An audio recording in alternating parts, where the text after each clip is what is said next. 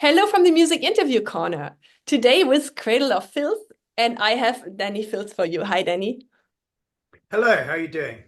Good, good. Thank you so much for taking time for the interview. My pleasure. In 3 days, you're gonna go on a really big UK and European tour by Order of the Dragon. Are you already excited? I'm excited and also a little apprehensive about being away from home for the next 6 weeks.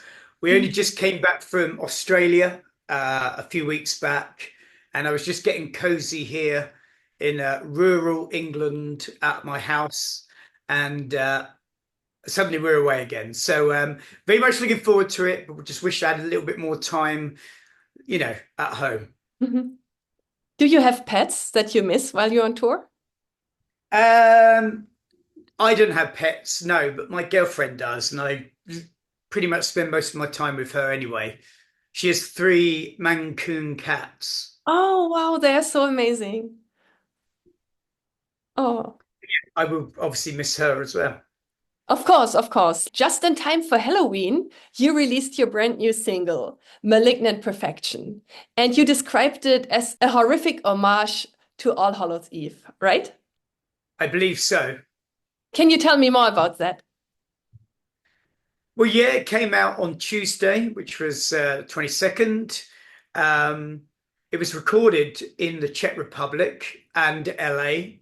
Um, it was directed by Vicente Cordero and featured the talents of, amongst others, Missy Munster, who was also responsible for the costumes and stage stuff for King Diamond and Slipknot and Ice Kills Nine or Nine Kills, or whatever they're called.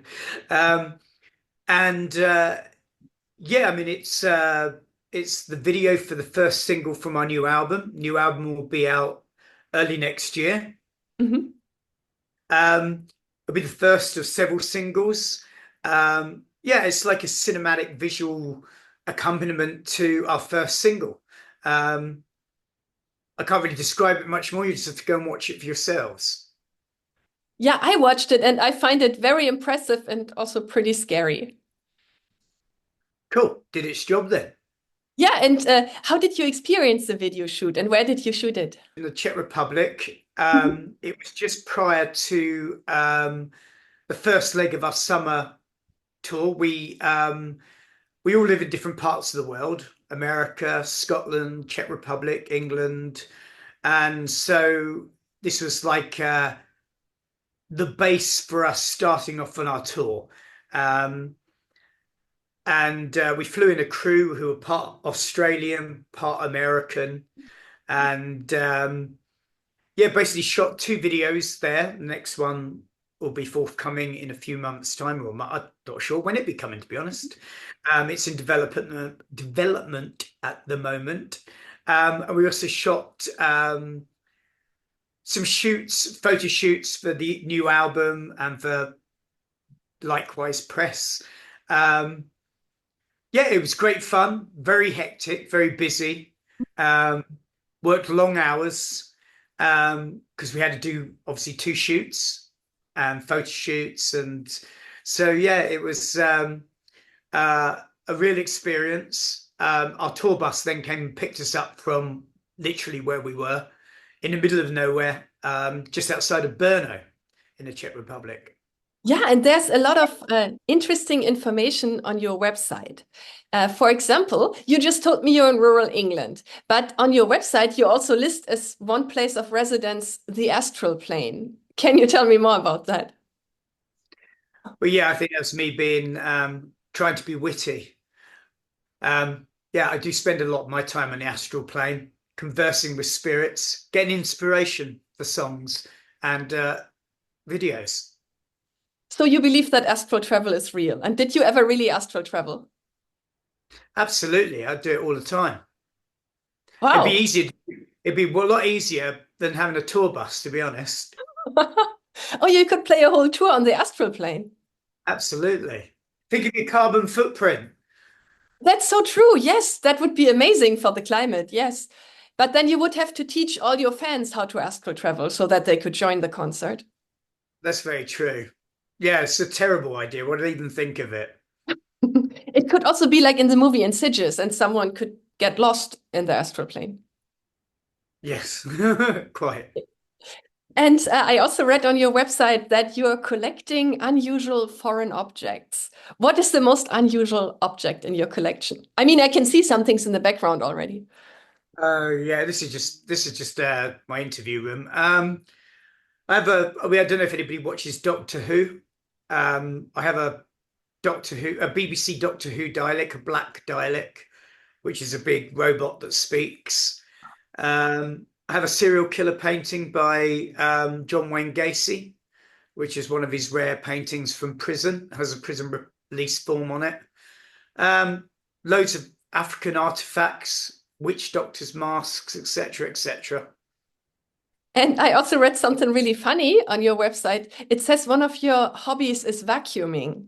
Why is that? Because I like being tidy. I find it very therapeutic, actually. Mhm. Could People are always exclaiming on tour because I vacuum the tour bus quite regularly. Oh, I bet your bandmates love that. Well, yeah, they do and they don't, but they appreciate the tidiness. Could you ever imagine to come by my place because I don't really like cleaning? No, you don't like vacuuming. What's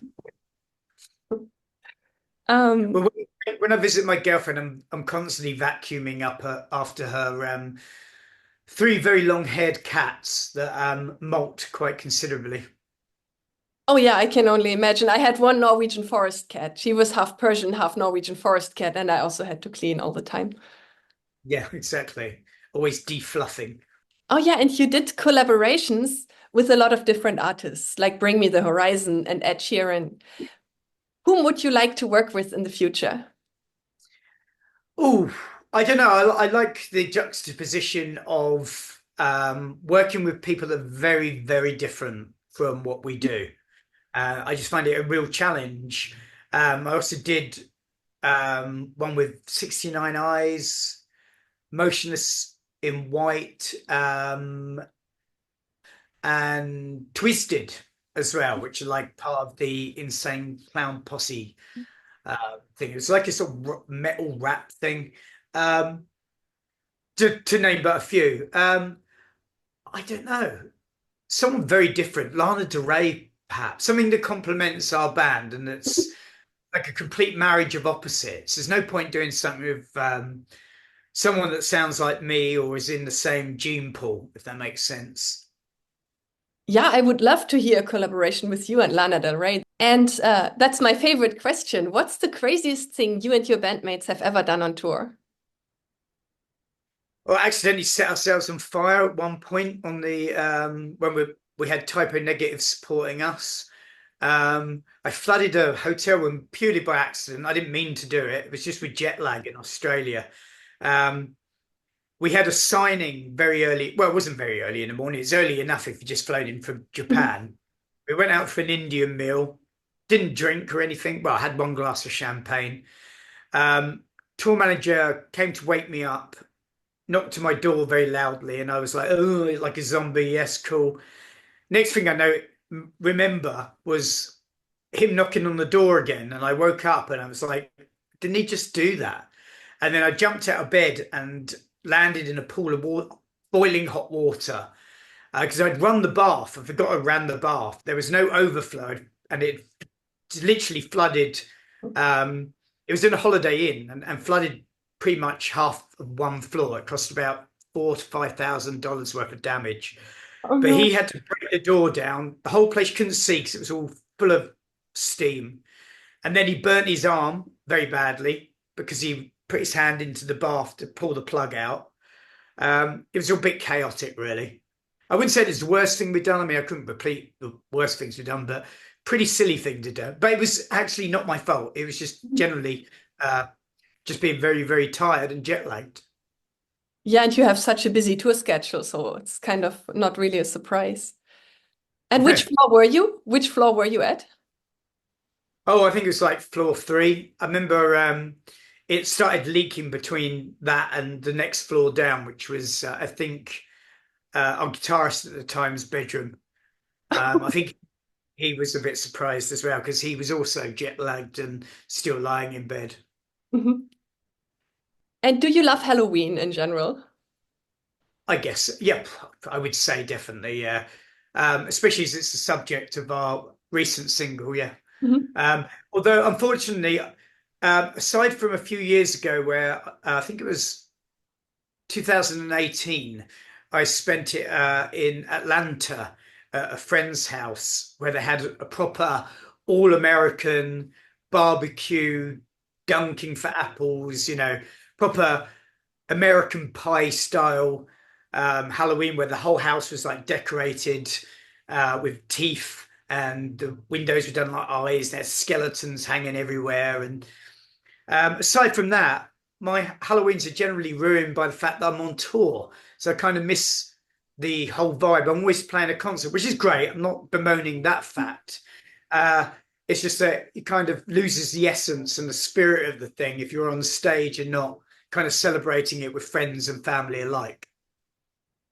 Are you planning to celebrate a little bit of Halloween on this tour? Because I checked you're in London on the 31st. Are you planning to attend a little Halloween party or dress up after the show? Possibly. I think the whole thing is going to be very Halloween themed. We've got an amazing stage show. We're bringing in extra props and what have you for the night. We've got lots of friends and family turning up. So I imagine it would turn into a party of sorts. And what is the best Halloween costume that you ever had over the years? Um, well, it wasn't for Halloween, actually. It was for a party celebrating Midsummer's Night. And I came as a, a weird Cthulhu anglerfish creature. Um, there was no sort of, well, they didn't actually specify costume. Lots of people came looking very pagan with horns, and we had a wicker man burning, and a friend held a seance, and we did divining and things like that. But yeah, nobody gave me the sort of memo for the costume description, so I came as this weird anglerfish thing. That sounds very interesting. And what is your biggest dream for the future? Um, Biggest dream for the future, I would say just to carry on in the way that the band has been progressing. Post-pandemic, we've been working very hard. This year alone, we've done, tons and tons of touring, summer festivals. Now we've got a 6-week tour, the By Order of the Dragon tour that's going out with Butcher Babies, Mhm. Mental Cruelty, and Black Satellite in support. Um, for the new album to be successful, that comes out, as I said, next year. I think end of March, beginning of April. Um, and yeah, just to carry on because I fully enjoy what we're doing and continue being successful, respectful, world peace, man. Oh, beautiful. And do you want to say anything to your fans before we end this interview?